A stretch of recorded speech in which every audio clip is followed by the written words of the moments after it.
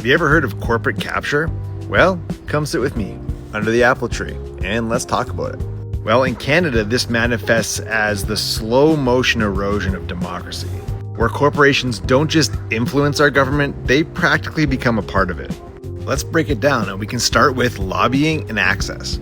You see, Canada has one of the largest concentrations of corporate lobby in the entire OECD. Oil and gas companies alone logged over 4,000 meetings with federal officials over 2023 and 2024. And that makes this feel a lot less like democracy and more like a permanent seat at the table.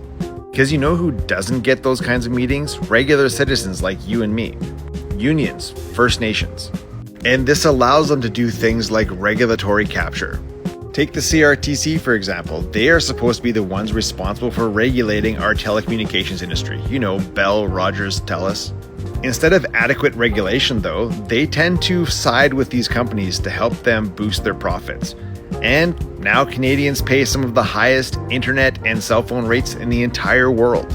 This is a textbook example of regulatory capture, and it happens across all industries in Canada.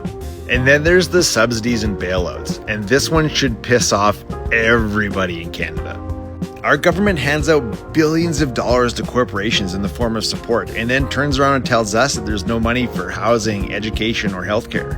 Last year alone, the government gave $13 billion to Stellantis for an EV battery plant. Meanwhile, good luck getting a family doctor in Canada. Somebody please explain to me why we're basically writing blank checks for corporations and billionaires while the rest of us get maybe crumbs. And that kind of leads me to the last point I want to make, the erosion of public policy. Corporate capture doesn't just block the change, it modifies public policy to work in its favor. Climate action, for example, gets watered down because big oil companies get to write the playbook. Even the Liberals and the NDP, who tend to campaign on a lot of environmental policies, as soon as they're in office, they favor the profits of big oil companies over any kind of environmental stewardship. And the kicker for me is that this goes way beyond bad governance. This is legalized and institutionalized corruption. I mean, we vote for the representatives, not corporations. But corporate lobbyists more or less set the limits on what's even possible. And they tilt the game in their favor.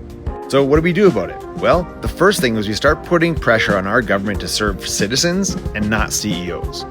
On September 20th, you could join the Draw the Line marches that are happening all across Canada. If you want more information, visit the We the Change link in my link tree. Because if we don't, to be perfectly frank, Canada stops being a democracy in practice and turns into a shareholders' republic. And in that republic, us citizens are just background extras. So let's draw the line right here.